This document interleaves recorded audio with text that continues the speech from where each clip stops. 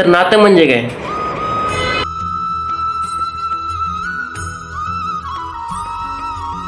जिथं नातं असतं ना, ते जग, ती सोसायटी, ते विश्व सुंदर असतं. आणि हे जे नातं आहे ना, हे नातं आपल्या विश्वाला, जगाला, या सोसायटीला अगदी सुंदररित्या आकार देण्याचं काम हे नातं करतं. म्हणून आपल्या सोसायटीमधला सर्वात महत्त्वाचा घटक आहे नातं.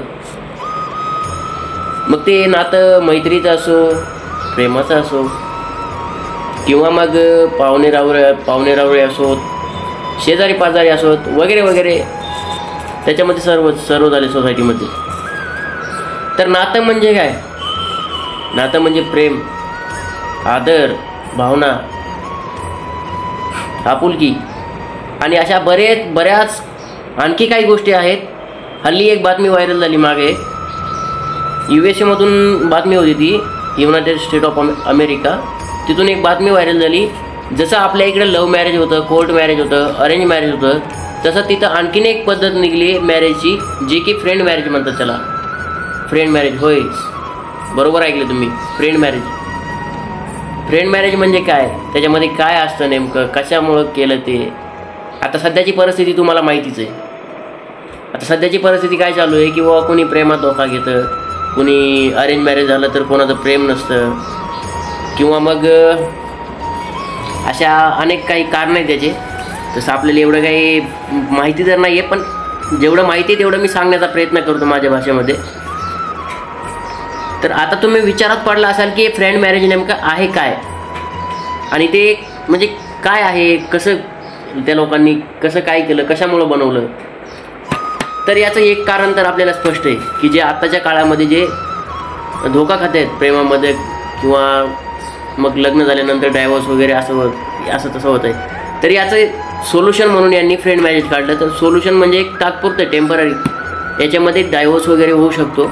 म्हणजे याच्यामध्ये कोण काय करतं, तर दोन मित्र जर असतील, समजा बेस्ट फ्रेंड असतील किंवा मग फक्त फ्रेंड असतील, आणि जर आता मला जर मी एखादा फ्रेंड आहे एखाद्या समोरच्या व्यक्तीचा, आणि मला वाटतं आहे की ही माझी मैत्रीण चांगली मैत्रीण आहे, माझी भावना समजून घेते, माझा आदर करते, रिस्पेक्ट देते, मला मदत करते केव्हाही, तर मला असं वाटतं की मी जर बायचान्स USA मध्ये जर असतो तर ते फ्रेंड मॅरेजमध्ये मी त्या मुलीसोबत लग्न केलं असतं, friend marriage, as a friend marriage.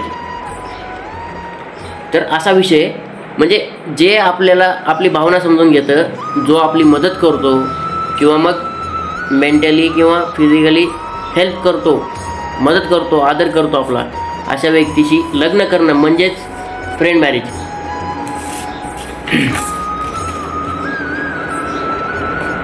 आता याच्यामध्ये कसं, याच्यामध्ये एक दिलेलं आहे बघा, याच्यामध्ये असं दिलं आहे की तुम्ही फ्रेंड मॅरेज जर केलं तर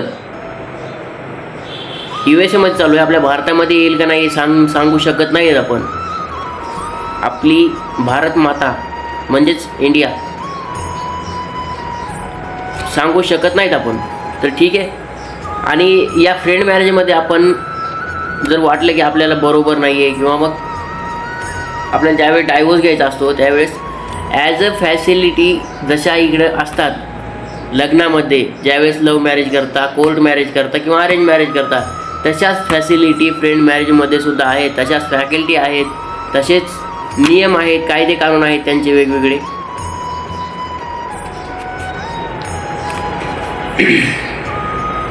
तर ही होती मंडळी आजची आपली बातमी की फ्रेंड मॅरेजबद्दल. तर मंडळी ही बातमी तुम्हाला कशी वाटली, आणि ही बातमी म्हणजे ही जी बातमी आहे USA मधली, पण तिथं झालेली घटना मी तुम्हाला सांगतो एक सहज आलं लक्षामध्ये म्हणून. नातं म्हणजे काय आणि नातं कसं टिकवायचं, काय करायचं. नात्यामध्ये जर विश्वास असेल ना मंडळी, तर नातं हे लॉंग टर्मसाठी टिकू शकतं, आयुष्यभराची साथ देऊन जातं नातं. परंतु जर विश्वासच नसेल माणसाचा, एका माणसाचा दुसऱ्या माणसावर, तर कसं टिकणार नातं. कसं आहे मंडळी माहीत आहे का, माणूस जोपर्यंत तो समोरच्या माणसाला समजून घेत नाही, जोपर्यंत तो त्या व्यक्तीला पूर्णपणे समजून घेत नाही, त्याचे विचार समजून घेत नाही, तोपर्यंत तो वैयक्तिक स्वतःला दोष देतो की बाबा आपलंच चुकलं, या व्यक्तीसोबत नव्हतं बोलायला पाहिजे, नव्हतं भेटायला पाहिजे, नव्हती मैत्री करायला पाहिजे, नव्हतं प्रेम करायला पाहिजे. अशा प्रकारच्या काही गोष्टी असतात. मंडळी, प्रेम आयुष्यात भेटतं, थोडा टाईम लागेल पण भेटेल, नक्कीच भेटेल, खरं प्रेम भेटेल. तर मंडळी, अशाच आपण एका नवीन व्हिडिओमध्ये भेटूया. आता मी रजा घेतोय आपली. धन्यवाद मंडळी. आपण अशाच एका नवीन व्हिडिओमध्ये भेटूया आणि नवीन माहितीसोबत. आणि आपल्या नवीन माहितीसाठी आपल्या चॅनलला फॉलो करून ठेवा, सबस्क्राईब करून ठेवा. अशाच एका आपण नवीन व्हिडिओमध्ये भेटूया. धन्यवाद.